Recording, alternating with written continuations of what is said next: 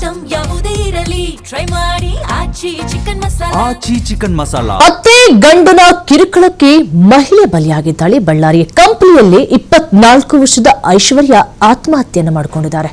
ಕಂಪ್ಲಿ ಪೊಲೀಸರಿಂದ ಪತಿ ಪ್ರದೀಪ್ ಆತನ ತಾಯಿ ಅರೆಸ್ಟ್ ಆಗಿದ್ದಾರೆ.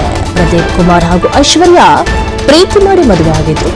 ಆದ್ರೆ ಮದುವೆಯಾದ ದಿನದಿಂದ ಅತ್ತೆ ಪತಿಯಿಂದ ಮಾನಸಿಕ ಹಿಂಸೆಗೆ ಒಳಗಾಗ್ಬಿಟ್ಟಿದ್ರು. ಇದರಿಂದ ರೋಸಿ ಹೋದಂತ ಐಶ್ವರ್ಯ ತವರು ಮನೆಗೆ ಬಂದು ಆತ್ಮಹತ್ಯೆಯನ್ನು ಮಾಡ್ಕೊಂಡಿದ್ದಾರೆ. ಪ್ರೀತಿ ಮಾಡಿದ್ಲು, ಮನೆಯವರನ್ನು ಒಪ್ಪಿಸಿದ್ಲು, ಮದುವೆ ಆಗ್ತೀನಿ ಅಂತ ಹೇಳಿದ್ರು, ತುಂಬಾ ಚೆನ್ನಾಗಿರ್ತೀವಿ ಅಂತ ಹೇಳಿ ಮನೆಯವರಿಗೆ ಭರವಸೆಯನ್ನ ಕೊಟ್ಟಿದ್ರು. ಆದ್ರೆ ಮದುವೆಯ ದಿನದಿಂದಲೂ ಸಹ ಅಷ್ಟೇ ಮಾನಸಿಕವಾಗಿ ಹಿಂಸೆಯನ್ನ ಕೊಡ್ತಾ ಇದ್ರು. ಇದರಿಂದ ರೋಸಿ ಹೋಗಿದ್ಲು ಐಶ್ವರ್ಯ. ತವರು ಮನೆಗೆ ಬಂದು ಆತ್ಮಹತ್ಯೆಯನ್ನು ಮಾಡ್ಕೊಂಡಿದ್ದಾಳೆ ಅಂತ ಹೇಳಿದ್ರೆ ಹೆತ್ತ ತಂದೆ ತಾಯಿಗಳಿಗೆ ಕರುಳು ಹಿಂದಂಗಾಗಿರುತ್ತೆ. ಕಂಪ್ಲಿ ಪೊಲೀಸ್ ಠಾಣೆಯಲ್ಲಿ ಪ್ರಕರಣ ದಾಖಲಾಗಿದೆ. ಅತ್ತೆ ಹಾಗೂ ಗಂಡ ನಿರಂತರವಾಗಿ ಕಿರುಕುಳವನ್ನು ಕೊಡ್ತಾ ಇದ್ರು ಅಂತ ಹೇಳಿ ಆರೋಪವನ್ನ ಮಾಡಲಾಗ್ತಾ ಇದೆ. ಮದುವೆಯಾದ ದಿನದಿಂದಲೂ ಸಹ ಅಷ್ಟೇ ನೆಮ್ಮದಿಯಾಗಿರ್ಲಿಲ್ಲ, ಪ್ರತಿನಿತ್ಯ ಸಹ ಹಿಂಸೆಯನ್ನ ಕೊಡ್ತಾ ಇದ್ರು.